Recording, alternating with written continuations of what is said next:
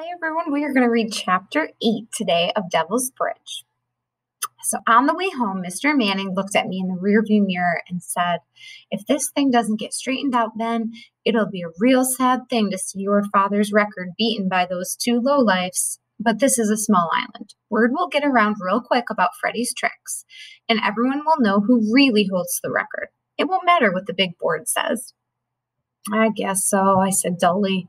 Mr. Manning was right. All the fishermen would know the truth before long, but Pop's name had been on that board since before I was born. People had pointed it out to me before I could even read. "You know something, Ben?" asked Jeff's mother. "I've been thinking. That record never seemed to matter much to your father. Other people talked about Jack Daggett's big fish, but not Jack." I didn't say anything. I knew she was trying to make me feel better, but she didn't understand. Pop's record did matter. It mattered to me. As we neared home, Mrs. Manning turned around and said, "Boys, why don't the two of you come out with us in the boat? We'll pack a lot of food and make a day of it. We can stay out just as long as we please. How does that sound?" Jeff looked at me, his eyebrows raised. I felt weird, sort of jumpy and mad and full of a jittery kind of energy. The back of my neck was prickly, my eyes were hot, and something in my chest was fluttering around like crazy. I knew I had to do something. I didn't know what, but I couldn't sit in the boat all day with Jeff and his kind, sympathetic parents. "Thanks," I said, "but I just feel like going home, I guess. You guys go out." "Are you sure?" asked Jeff. I nodded. "We could fish off the beach instead," he offered. I shook my head.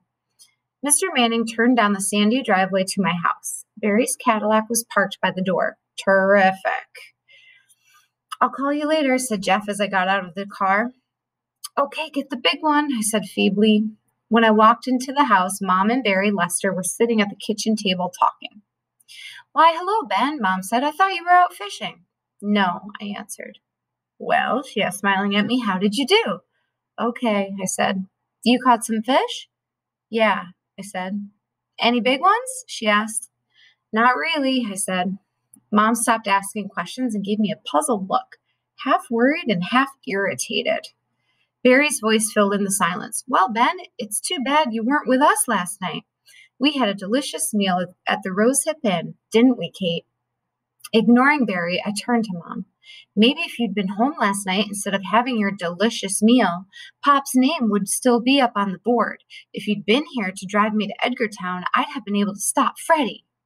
All the prickly, jumpy feelings were rushing to my head, and I could feel my face growing red and my voice growing louder and louder. "But you don't care. Nobody cares except me. You just want to move on and forget all about Pop. Well, I won't forget him ever." Whatever had been fluttering around in my chest was in my throat, threatening to choke me, and I struggled to catch my breath. Darn it, I was crying in front of Barry Lester. Turning, I ran up the stairs to my room, slammed the door, and fell face down on the bed.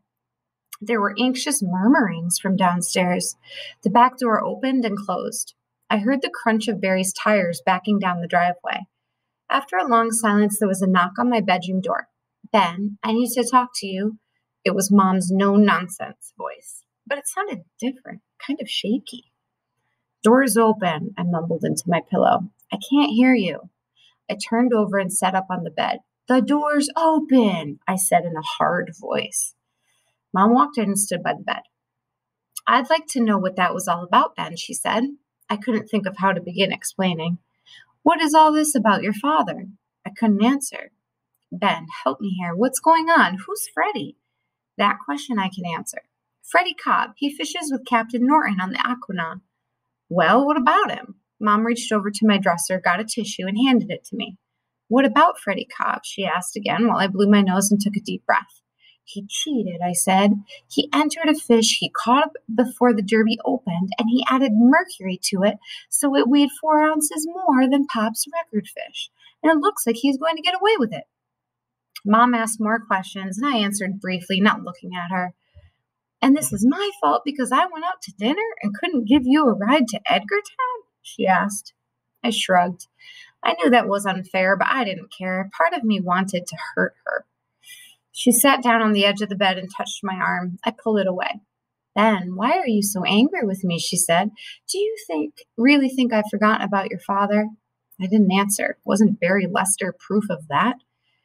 Maybe this is hard for you to understand, she said, but I loved your father very much. I still do, as much as you do. Of course, it's a different kind of love between a husband and wife than father and son, but I miss him every single day, Ben, just as you do. For a while, I couldn't bear living on this island. I couldn't bear having to look at the sea. I know you think I'm silly about it, but I'm terrified that something will happen to you, too, and I know I could not stand that. I'm trying hard not to hold you too close, and I'm not doing a very good job. I'm also trying to make some kind of a normal life for us, whatever that means, and I don't seem to be doing very well at that either. She stopped. I could tell she was crying. I wanted to put my arms around her and cry too, but the part of me that wanted to do that felt far away and frozen. Mom got up, got herself a tissue, and kept talking. I think you owe Barry an apology. He doesn't deserve the way you've treated him.